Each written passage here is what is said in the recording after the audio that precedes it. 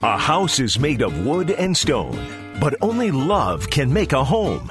Welcome to the RepcoLite Home Improvement Show, helping you make your home into one you'll love even more.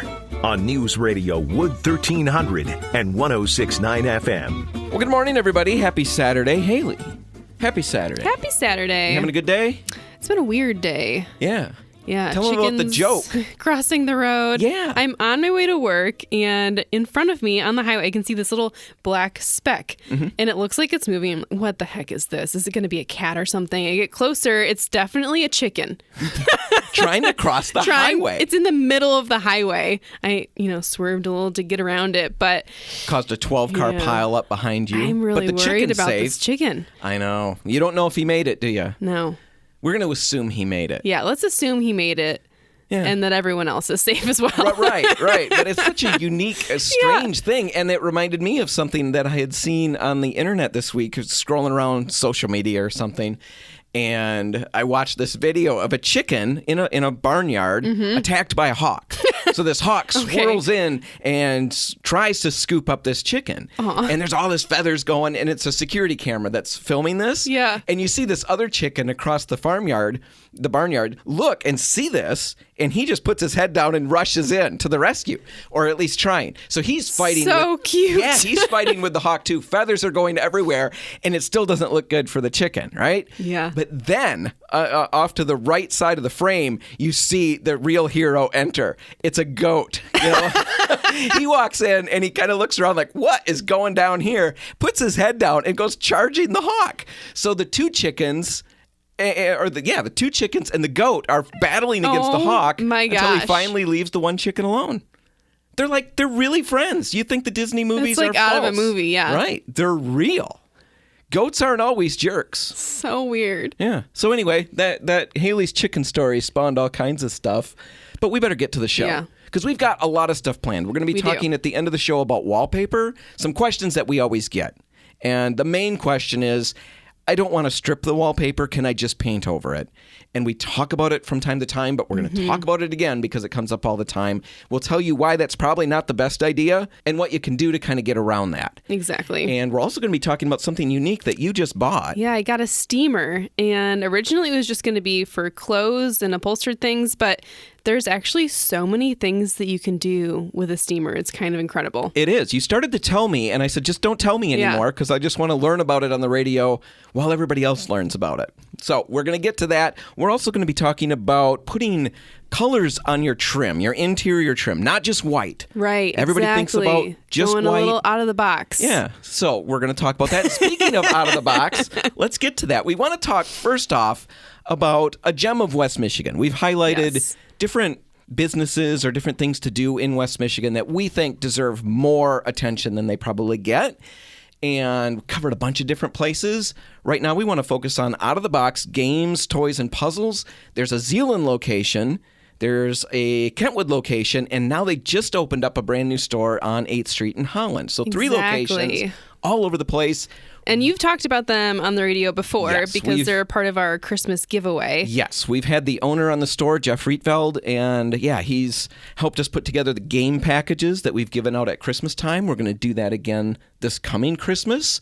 We're going to make a fun contest. More info will come. They're really cool stores, though. I had never actually been in an out-of-the-box store, and I was blown away. Yeah. I'm not really a game board, board game person. And you just told everybody that that's exactly true.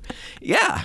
It's board games. Yes. I'm not a board game person necessarily. But you had fun in the store. But I actually had a lot of fun in the store. There's a lot of toys there. And I did actually buy a game when I was there. Yeah. So there's something for everyone. Games, all kinds of unique toys, lots and lots of puzzles.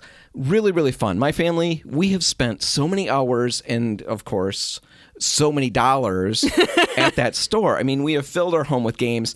And the thing that I've loved about it is it's just been such a great bonding experience. We started doing this 6 or so years ago.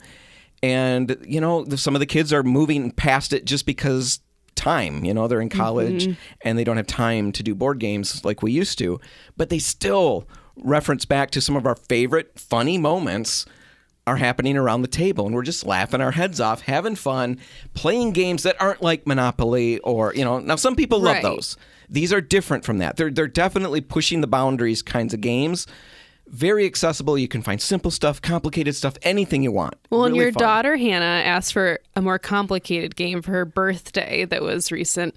And you had a really good idea that we could all participate in. Well, yeah, the thing is, they have these escape room games, which basically it's just, if you know what an escape room is, and if you don't know what one is, I guess that's who we're really talking to. Yes, that's who we're talking If you know what one is, you can just take a break for about 2 minutes here. But an escape room is basically a room that you're technically, at least figuratively, locked into. And there's all kinds of puzzles that you have to figure out in order to work your way out of the game, out of that room. And you've got usually an hour or so to do that. Well, there's these board games that use cards and different elements that kind of simulate that experience. You've got an hour, you use an app on the phone or on an iPad, and it works you through. And we've done a bunch of those as a family, and we stink. We are so bad at them, but they're so much fun. Now, we do kind of butt heads and argue because there's a lot of stress. Yeah, you're locked in a room. But it's still so much fun. We have laughed and laughed about those. And Hannah loves them, so she asked for one. And I thought, I'm going to do her one better. Instead of getting her one of those for her birthday, I'm going to rent out an escape room, a real room, at the Zeeland location. They have 3 different rooms that you can rent out, and you can bring, 4 to 12 people, I think? Yep, exactly. There's different sized rooms, so it really depends on the room that you're going to schedule to do, but they're all different themes, and you've kind of got this story ahead of time that you understand why you're in this room, and, it's designed in a way that makes you feel like, okay, this is a serious situation. Yeah, so we went, and I brought Haley because I wanted to talk about it on the radio because, again, the Gem of West Michigan thing. If you haven't done one of these, you should. Get some family members together and go. But we'll quickly talk about our experience without tipping any of the... Which is going to be hard. I know, I'm worried about this. We're going to be good. We're not going to tip anything because everybody needs to experience this. But we went to one where they split us up into 2 groups right off the bat, and we got put in separate rooms. We could see each other and hear each other, but we couldn't get to each other. Yeah, and we were like locked in cells, kind of. Yes, different things that we needed to do, and they hinted that maybe we had to help each other a little bit. And of course, we did. But of course, it does get complicated. Yeah. The bottom line is Haley figured out something. And Dan didn't listen. Yeah. Haley shouted out an answer across the room, and I actually was in the other room with Andrew, my son, and he said, what did Haley just say? I said, don't worry about it. We need to stay focused on our thing. Well, it turned out Haley had shouted the answer to get us out of our thing. Oh, my goodness. We could have been record breakers for that room. That's the thing, because we actually still got out. I actually somehow guessed. I don't know how I did it. Dumb luck. Yeah, dumb luck. And I got myself out of my room. And because I missed what Haley was saying, we were sidelined. I bet we lost 15, 20 minutes of wasted time. Because I thought this is got to be used for something. Like, what is this number for? Oh, I know. But even with all of that, we beat the room. We got out in time. We did. And we were told that we only needed a couple hints. We were told we were in the top 20% of all the groups. Which is pretty great. Which is amazing. And it means that if we had saved those 15 minutes, we would have broken the record for that room, which was 45 minutes. It's my fault. 45 minutes. We could have... I know, Haley. You're going to have to let it go. She's still going on about this. I'm so competitive. I wanted the title.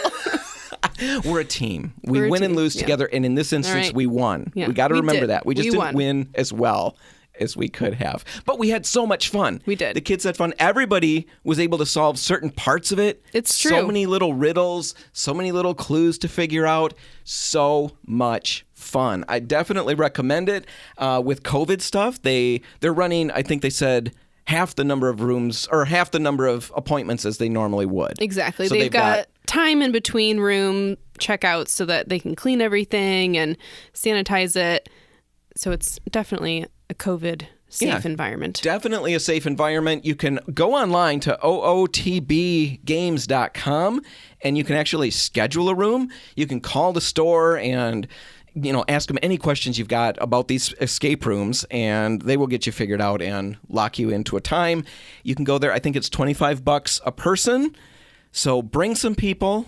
So much fun. Yeah, it's worth it. And all kinds of different themes. I think it's kid-friendly all the way around, right? Yeah, I don't think that there's an age limit.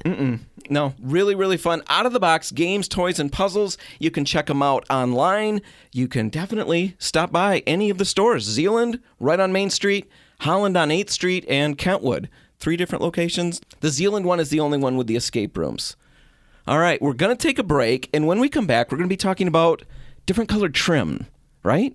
Yeah. This is Haley's it'll thing. be fun. She's got some personal I'm going to push the boundaries here. experience with this. You're pushing against your husband on this one a little bit, right? Well, no. Okay. I'm solving a problem.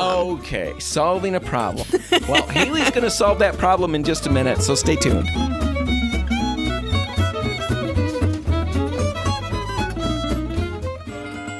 Helping you turn your house into your dream home. This is the RepcoLite Home Improvement Show, presented by Benjamin Moore on News Radio Wood 1300 and 106.9 FM. Well, we're back, and Haley, one of the things that I have really enjoyed over the years learning is that when I'm decorating or putting a room together, a space together or something, I came from the period where accent walls were really big. Right. And they were always red. You know? Yes. Or forest green, Yes. you know, that stage. And I never really was big into that, but I stumbled into this idea of using colors, because I always liked the idea of using colors, you know, not just neutrals, but colors, but they were always so strong and so hard to work with. Exactly. And so I loved when I stumbled into this idea of using these bold colors in unusual places. And that way you don't have to use as much of them. Exactly. You can kind of get the best of both worlds, which Yeah. is really what painting trim colors, different colors other than white, can do for a space. But I'll be totally honest here. When this started happening about 5 years ago is when I first started seeing people paint their trim colors other than white. It was when I was a color consultant in a store, actually. I hated this idea. Really did not like it. I So thought what it were looked some like of the colors that they were using, just so everybody's on the same page? We're talking colors here, right? color, but even like gray, like dark charcoal grays with a white wall. I just thought it looked like you're outlining your room in Sharpie or something. Yeah, like it's it an looked untinted strange. comic book or something. Line drawings Yes. without the paint. Exactly. So you hated it Such a weird look. originally. I didn't How in like the it. world did you get to the point where you liked it? Well, I think one, you start seeing it more and more, right? So it becomes a little bit more commonplace and not so jarring. But also, I realized exactly what we just said, that this is kind of the best of both worlds in a lot of ways. And I'm a person that, like you just said, I'm so torn always because I like color and I don't love pastels, but I like light spaces. So how do I get this, more dramatic color and keep the light reflecting off the walls in the space so it doesn't feel like a dungeon? Right, because some of these bold colors, even, an accent wall or a partial wall, that can really start to overpower a space. And I like to use color in my furniture choices and curtains and all of those things. So I get kind of locked into neutral colors on the wall sometimes because of all the colors that I'm bringing in with objects. But I don't want to just paint every wall neutral colors. It's just, I work for a paint company. Right. Come on. Well, and that's where putting some color, even if it's a small amount, but Yeah. in an unusual place, that's where the fact that it's in an unusual spot works with the little bit of color that's there, Right. even though there's a small Because you've amount got of it. some design impact that way Right. still. So we've talked about painting ceilings, and it doesn't have to be a bold color on the ceiling, just Yeah. a little bit of color on the ceiling. And now this trim idea. So you said you hated it originally, Yeah, but you didn't did like want to it. work with color. So somehow you transitioned from I hate it to I'm Yeah. going to do it in my new house. Yeah. How did that happen? Well, the situation was that we have this back porch and it's like a Four Seasons room. It's heated and everything. It's all windows and it's a lot of light. It's the best light in the house, really, because our house is north facing and we have a lot of trees covering the house, big old oak trees. And so there's really not a ton of natural light that makes its way into the house. But this porch is in the back of the house, so that means it's south facing. And it's the best shot of any of the rooms to get some serious light. And I didn't want to dull that down at all. Jordan said that he wanted color on the wall in there, and right now it's white. And I said, I really want to leave it white, I think. I mean, really amplify the amount of light that's getting into the space. he couldn't do it. He was like, no, that's just so boring. It's not us. It doesn't feel like we have our mark on the space. Right. So hold there, because that is an interesting concept. What you're running into is that conflict, I'm sure it wasn't a throwdown. No, was it a throwdown? Oh, that'd not be interesting yet. On the radio. Okay, not yet. If it ever is a throwdown, we'll bring Jordan in. I'm sure it'll be a throwdown for the kitchen, honestly. Okay, well, good. I'm excited for that. But everybody runs into that, where we've got different ideas. Yeah. And it can cause a ton of stress in a remodel, in a redecorating project, or anything like that. So working through it and finding ways to compromise are really interesting. And that's right now, exactly what happened. I that's said, okay, what if we do both then? Like, what do you mean? I was like, what if? So you're clearly the hero in this story. Well, of course. Would we talk about it on the radio if I wasn't? No, but Jordan, didn't like the idea of the white walls, but I, brought in his color by saying we can do it on the trim. We've got all this trim around the window still, and it's right outside the kitchen. I wanted to do a color other than white on the kitchen cabinets eventually.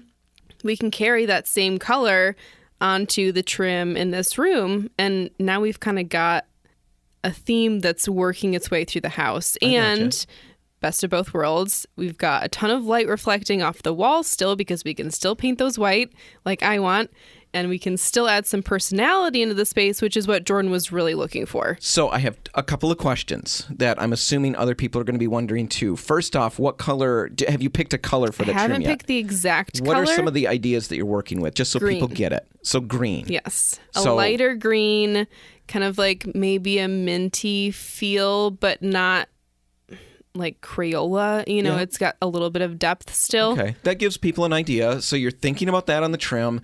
You're going to keep the walls white? Yep. All right. What are we talking about when we talk about the trim? Do you have like French doors or something in there that are going to be painted as well? Are we just talking the window casing and the floor? So window baseboards? casings, I think there's like a small kind of like crown molding in there. Not the big chunky stuff. It's really low profile. And then the baseboards in there are pretty high up. So the baseboards we painted the green and around the windows essentially. Okay. What about the crown? I think that'll still be the green. The but we'll have windows? to play that out, because it could start to feel like too much, Yeah. I think that's a situation where we could even carry the wall color up over the trim. And that's the other thing with painting the trim different colors, is that it doesn't necessarily mean that all of the trim in the space or all of the window casings have to be done that way. You could do it just around the windows, or you could do it just around the baseboards. It's really just about how it's going to play out in your specific space. How are you going to stop this from traveling through the rest of the home? This is a pretty enclosed area. It's got pretty defined boundaries. There's a doorway into the kitchen, but it's not an open concept by any means. I think it does get a little bit trickier with open concepts, but the rule of thumb is always, no matter what the situation, is that whatever room you enter first is the room that you carry the color or wrap the color around the corner. So if I'm entering from the kitchen trim color wraps around that doorway. And so you only see that color as you're entering the next room. There are so many things you can do. Color can be used. You don't have to just do an accent wall. The 80s and 90s are over. You could do other things. Here's a great way to do it. If you have any questions about anything like that, stop out at any RepcoLite or Port City Paints. We'll walk you through it. All right, we're going to take a break, and when we come back, we're going to be talking about Haley's new steamer and all the amazing different things it will do. That's all just ahead. Stick around.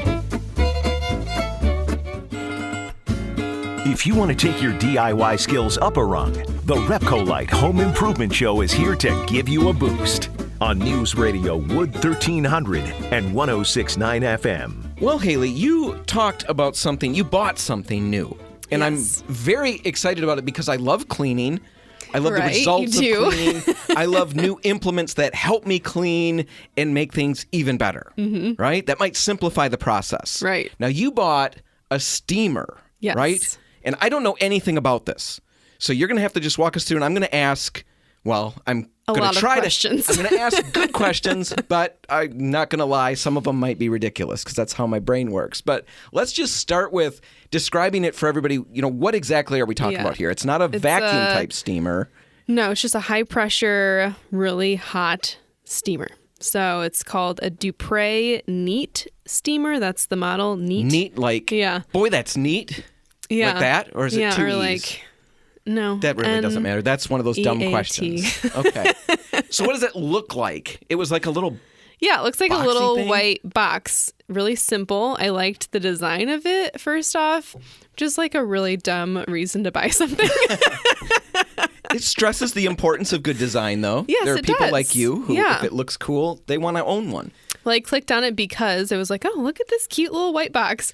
And then the reviews were really good. And it had all of these attachments, and it got really hot, up to 275 degrees, which is higher than a lot of the other ones I was looking at. And it could clean for 50 minutes with just the one fill. And it had really kind of amazing before and after pictures that Okay. people had posted in the reviews. So, All right. So- it so- seemed so- like a good product. That all makes sense. Yeah. You know, I get that. Why in the world are you looking at I mean, most people aren't just browsing the internet looking for a steamer. Yeah, I would have never What in the thought world? to buy a steamer. No, I didn't either. When you mentioned that you bought one, well, first you mentioned we should talk about it. Yeah. And you were then- like, why? Why? Yeah, and then you mentioned that you bought one. I thought, why? What in the world had you looking? Well, I know what had you looking, Yes. but What had me looking was my paranoia because of our upstairs neighbors. A few weeks back, we mentioned that my upstairs neighbors had bed bugs. wah, wah, wah. Yeah, really scary. This was before as we were moving out of that apartment into our house that we just bought. So I was really worried about bringing anything with me. I wanted to clean everything really well. They had bed bugs. You knew that. Yeah. And then you started noticing little bites. Yeah, I had So- 3 on my hand. Yep. And then my favorite part of this whole story is that one of the days you just worked from home because you found a bed bug. You texted Yes. me and said, I found one now. I literally saw one in my Yeah. place. I'm going to work from home because I'm grossed out, right? Yeah. The next day, I felt bad for you. Yeah, I felt bad for you that me. day. The next day you came to work and you're telling me the story and you had found it on your work bag, your little bag that you bring with you. Yes. And we had just been traveling to all of Yeah. our stores and that bag had sat in the back of my truck. Yeah, so for the past month now, really, Dan has been extremely paranoid. I wake up at night and get a flashlight out. I'm not joking. I'm looking for bites. I'm looking for Oh my bugs. Gosh, you do not have bed bugs. I hope I don't not. even have bed bugs, really. So you bought the steamer with that in mind because that is freaky. Yes. Once you get that in your yeah. head. And really, I think all it was in our apartment was a little hitchhiker that got attached to me in the hallway. And that was, all it took for me to just be Well, heck, pedal for to the me too. floor. Like, we're cleaning every single thing in this Just apartment. you having them in your apartment freaked Yeah. me out. So I get that. Yeah. So you bought this steamer with that in mind. And I was still, as much as that did freak me out, Mm-hmm. that's still, man, I was thinking for one use, to Right. kill bed bugs. It's Yeah. not going to hopefully be a regular thing for you. If it is, there's maybe another job somewhere else for you. But then you talked about how there's so many other things you can do with this. And I Yeah. was blown away. Well, because so I let's looked go through it. with the bed bugs in mind. I just wanted to be able to kill them. But then I'm looking, and there's all of these attachments to clean all kinds of things. So it comes with 10 different attachments. You can clean things like your car, your grill, the grout in your shower, carpet, upholstered things, the walls, the floors. And the reviews you said were great, and they had great before and afters, Yes. but we've all been there where Yeah. we've seen that and it didn't plan out in reality. Mm-hmm. You ran it through the paces from what I Yes. understand, correct? I did. You snapped an entire, Yeah. just crazy the best amount part. of before and after pictures, right? And they were brilliant. And I was so proud of myself because I am so notoriously bad Yep. at taking before pictures. Well, we did that segment a while Yeah. ago, and we stressed that it's so important to do that. Get those before pictures, and you did all of that. Mm-hmm. Did all of that. And then something happened with your phone, and it erased them all, is the Yep. story. I think you just I didn't do it. came into work and my phone it's a new phone. Yeah. It's saying, hello, I'm a new iPhone, basically, How does that even happen? I don't know how it happens. We can't solve that here.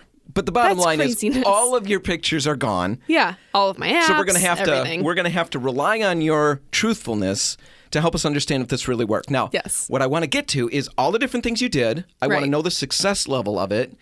So let's just start. What was the Yeah. first thing you tackled? The first thing that I tried it on was the stove because we just got this house and the stove that was in there is white enamel and it's a gas burner and it had just like black around 2 of the burners. Sure. A lot of it. Yep. And honestly, it was so black and burnt looking that I thought that's just metal. It's like the enamel was scraped off or something. And I remembered what That's you what had. I thought I had on mine. Exactly. I used you a real... moved in, you thought, oh, this is just the way that it is. Found out that with a real heavy-duty cleaner, really nasty cleaner, I mean, it'll do it, but it burns, it'll take paint off, all kinds of things. I was able to get those cleaned. I'm very curious, how did it work with the steamer? Really well. Really? So no chemicals at all, just this hot steam? No chemicals. Hot steam. It wasn't... Hot steam. It was not... I guess there is cold steam, right? There's cold mist. There's still... I don't want to be an idiot, but I've already burned that bridge. Okay. So the steam did it, huh?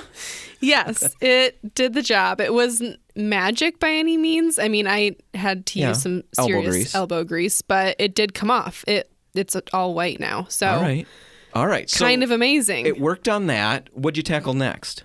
The next thing that I tried it on was this couch that we just got. Really nice, mid-century couch, really light gray wool upholstery. And we had movers do the furniture for us, and we didn't notice it right away, but there's like a big black scuff mark, along the side of the couch, like they had brushed it up against the truck or something. Oh. And great. Yeah, okay. that's fun. We've got this new wool upholstery to take care of. And I read online that you're not supposed to use chemicals on that kind of upholstery. Just use hot water. Okay. And I'm thinking there's no way that hot water is going to get the stain out. But I thought, well, the steamer might. So I tried it on that. It's still there's like a ghost of it, but it's basically gone. So you're dabbing at it with a rag, you hit it with the steam, and then dab at it with a rag? Yeah, exactly. That's the process? It didn't smear it? It didn't... No, it didn't smear it. Did you test it, or... No, I just went for it. Okay. We'd recommend testing it. This was your stuff. I don't care as much. But anybody else on our say-so, test that to make sure you're not going to smear it and make it worse. Test a small area. Yeah. But it did reduce it.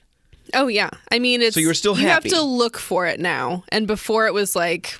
Well, that's there. So a thumbs up on that one. Huge thumbs up. A couple more I really things. didn't think that was going to be something we could get rid of. The next thing was the carpet leading up the stairs. It's nice carpet, but there was all of these like little black/gray stains. It was like a cat had run through paint. It was on every single step. It's people carrying coffee up the steps and then they dribble a little bit. No, it was blacker than that. Well, dirt collects in that over time. Okay, maybe, yeah. Who knows, Haley? Yeah, how did it who work? knows? Did it clean it? It worked really well. Again, it looks like new carpet. I cleaned all of the steps with it, all of the carpet on each step. Kind of amazing. So again, it's still steam it and then hit it with a rag. With that, I didn't really need to hit it with the rag. Like, it came up really easily. Came up onto what, though? Where did it go? Into the air. I don't know. It evaporated. Yeah, I just used this like little brush attachment. Okay, there's a brush attachment. Yeah, there's different attachments. One of them is for carpet or upholstery cleaning. And yeah, I could just like scrub it. It's not putting a lot of moisture into the carpet? I think you'd have to stay there for a really long time for it to get like soaked or something. Okay. But it's really high pressure steam, so it does the job pretty quickly. All right. So that moved pretty fast. Yeah. How about one more thing? I tested it on the grout in the bathroom. What was the grout before? Because we don't have that picture. It was definitely white because at the top of the shower where it wasn't dirty, things weren't gathering, it was white. Mm-hmm. But at the bottom, slowly starts to get kind of like that dark black brown color. Yeah, they probably had children. That's where they normally throw their filth to. They did. They had 2 boys. Yep, see, told you. That or short people. And I didn't love it for that. It did clean it. Like I could see the dirty water running down. Yeah. But it didn't necessarily get rid of the stain. All right. So it didn't do much for the grout. But what about things like soap scum? And did you test it on that stuff? It cleaned the shower really well. I mean, any of that soap scum, the dirt that was built up in the grout lines, you could see the dirt coming out of everything. I want to pull this out of you because it matters so much to me. The soap scum. How easily did that come off? Extremely easily. Like super easy, like magic. That's like where it started to feel like a magic wand. Oh my goodness. The stains and things, that I was talking about before were not fun work to do with this. The fun of this thing came when I was just doing general cleaning.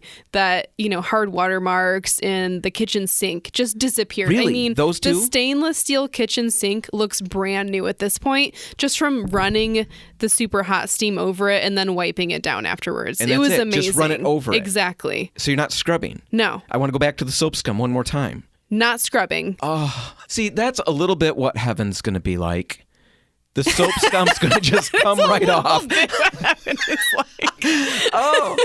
I so hate the soap scum. It's the eternal battle. I have a great cleaner that I like, but it still takes I some will elbow say, grease. though, the thing about cleaning the stove that I didn't like and the bathroom that I didn't like is that this thing, when you have the little cleaning nozzle attachment on, it's going through a very small opening at this point, and that steam is loud coming out of that when it's going up against a reflective surface. I would recommend people wear earplugs. Oh, that's the kids It's wear so earplugs. loud. The kids wear earplugs already when I clean because I'm yelling about the soap scum. So I can handle the blast from the steam. It feels like I was using a pressure washer without spraying water everywhere. It's just, there's a lot of steam, but You've sold me on it. It's the what again? The Dupre Neat Steamer. Okay, we'll put a link to that in the show notes. We'll put a list of all the different things that you can clean with it.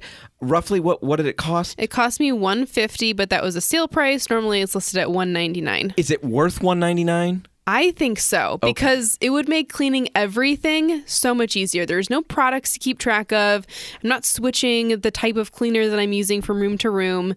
And it's just water. There's no smell. Easy to haul around? Yeah. It was super light. That's the other thing. This thing is really lightweight. It's got a handle on the top and it has wheels. So it just drags right behind me. And the hose is super long too. Did it leak? Anything like that? No dripping? leaks. No Nope. burning hot couplings or anything like that? No, with yeah. the steamer? Everything that I was holding stayed. It wasn't cold by any means, but it did not get super hot. All right. We'll put a link in the show notes for exactly what Haley bought. Check it out. Now, there is one other thing that you could probably do with it that we haven't talked about, but we're going to, and that would be to use it as a wallpaper stripper. Yes. Now, we'll talk about that in just a minute. Stick around.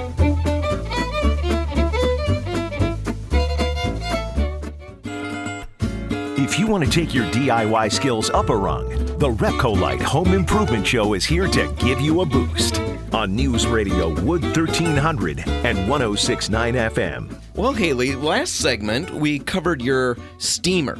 Yeah, my right? new steamer. All kinds of cool stuff that it can do, and we ended the segment talking about one other thing that potentially it could be used for, and that's steaming off wallpaper. Yeah, I really liked the potential of that because it's kind of my biggest fear of putting up wallpaper, which I really want to do for the design impact in a couple spots in the house. But the fear is, okay, I'm not going to be able to strip this off easily if I change my mind in the future. See, now that's a false fear. If you install it correctly, pulling it down and removing it is not as bad as you think. Okay, that's good. But if it's not installed correctly, it can be a real pain in the neck. And a lot of people deal with that. A lot of people hate taking. Most people hate taking. Yeah, I don't know that many wallpaper. people enjoy it. No, there's a very few people that celebrate when that's on the list of to-dos for a day or a week or whatever. But wallpaper steaming is one way to get that off, and this steamer would function for that, right? Yep. People in the reviews actually used the floor panel for that because it's the largest attachment, and they said that it worked really well, actually. Right. So with all that said, that's just one more reason to maybe consider that steamer that we talked about in the last segment. Right now, though, let's transition into dealing with wallpaper because people hate it so much, hate the idea of stripping the paper down, that we get all kinds of questions. And one of the most common questions is, can I just paint over the paper that's on the wall? Yeah, it seems like the easy solution, but it's really, you can tell, one. I don't think it ever is convincing that there is not wallpaper there underneath the paint. You can always tell. Right. See, patterns with most papers are going to have a pattern of some sort on them. And when they're all put together, the pattern hides the seams, right? Exactly. And the better job you do installing it, the better those seams disappear. Well, the thing is, when you remove that pattern by putting a solid color of paint over it, all of a sudden those seams really, really jump out at you. So obvious. So we would recommend, for a number of reasons, not to go ahead and paint over that paper. It's still better to strip it off and go through the work. And we're going to walk you through a real bird's eye view of what that work looks like. Yes. But the seams becoming visible is one reason not to paint over the paper. Another reason is that it makes it way, way tougher to strip that paper down the road. Yeah, now you've painted over it. You've sealed the wallpaper behind paint. So it's even harder now to remove it in the future. I mean, if you change your mind and realize after you've painted, oh, I can see all the seams and this does not look as great. Yeah. Now you've made the work so much harder for yourself. Right. And even with a steamer in that instance, it can be really, really bad. Yep. So one other reason you stumble into is that water-based paint could actually potentially activate the paste that's holding the paper on the wall, reactivate that, and potentially you could have that paper bubble up, come loose in a few places, even come down. Now, it's not terribly likely, but it is possible. Yeah, you could end up with a mess. Now, if you do decide that you absolutely have to paint that paper, because it can be done. Yeah. And maybe for your situation, it makes sense. Well, you could just go straight to water-based paint and roll the dice on that. Chances are you'll be okay. It's not going to take the paper down. Chances are it won't do that. But if you want to completely avoid any possibility of that happening, an oil-based primer would be the way to go. Put that on first and then your water-based paint over top. Now you top. don't have the water seeping in and activating the adhesive under the paper. Right. But with all of that said, I don't want to give the wrong idea. I don't want to encourage this because it's just not a great system. If you're ever going to want to take that paper down, you're better off to go through the work of removing it now without putting paint over top of it. Yeah. Just making it worse if you put paint on it. Yeah. So when you're stripping it now, because that's the best option, if you're not going to use a steamer like we've talked about, which is a great tool, recommend it. There are other tools that you want to collect. Things like the Diff wallpaper stripper. That's a solution that you would spray on. Paper Tiger. It's kind of like a scoring tool. Scoring. Yeah. Thank you. The face paper won't allow usually water to penetrate through it. The stripper solution won't get through it, so you've got to score it. You've got to put little holes in it. That's what this Paper Tiger will do. It will safely do it if you use it in the correct manner. You can use coarse sandpaper to do the same type of thing as well. Yeah, you said there was a painter that used to just scuff. Yeah, just scuff it up with sandpaper. And spray it down. Right. I like the Paper Tiger better. It's a little quicker, but either one of those things will do. You need a spray bottle to really put that solution onto the wall. We have a pump-up spray bottle, like one of the little garden sprayers, that's only this smart. is a little tiny handheld one. It's great for stripping paper, but it's also great for just general cleaning. Really like that. Basic tools like that. Get a flat putty knife. Right. Lots of towels, drop cloths, things like that, because it can be messy. The biggest thing, we don't have time to go into the whole, here's how you strip the paper down. The biggest thing that people mess up when they're trying to remove wallpaper is, well, first off, they didn't install it correctly in the first place. Or the people previous to them Right. didn't. Use a wallpaper sizer. If you're putting paper up, the wallpaper sizer is really critical for removing the paper down the road. But you can't fix that now. So the biggest thing that people do wrong when they're pulling paper down is they just don't give the stripping solution time to work. Right. We spray it on the wall, and then we want to get at it quicker. And really, the thing to do is to score the wall, spray it on, and let it soak 15, 20 minutes. Keep it wet. Come back and tug at it a little bit. If it's still not coming off easily, spray it down again and just let it work. Get coffee. Do what you've got to do to let it work. It seems counterintuitive because I'm not doing anything, but it's way better than rushing it. Yeah, I've definitely heard of people not keeping it wet enough as they're trying to work it off, and I think that's a big one. Right. So that's the main thing. The other thing that happens that you really want to watch out for is once you've got that paper off, a lot of the times there's paste residue left on the walls. Right. Water-based paint can react with that, and you can get a texturing problem. So you've got to make sure that you clean those walls down really well, and it might even take a little bit of wiping them down with a thin-down solution of that Diff stripper again. Anyway, we don't have time to go into more of it. If you've got questions about stripping paper, it's not as bad as you might think. It's definitely better to take it off than to paint over it. Stop out at any RepcoLite or Port City Paint store. Ask us questions. You can go online and chat with us there. We'll get you the answers and walk you through your project. Haley, that's it. That's all the time we've got. If you want to catch this one again, you can find it online at RepcoLite.com. Whatever you do today, make sure paint's a part of it. The RepcoLite and Port City paint stores are open until 3, waiting to help.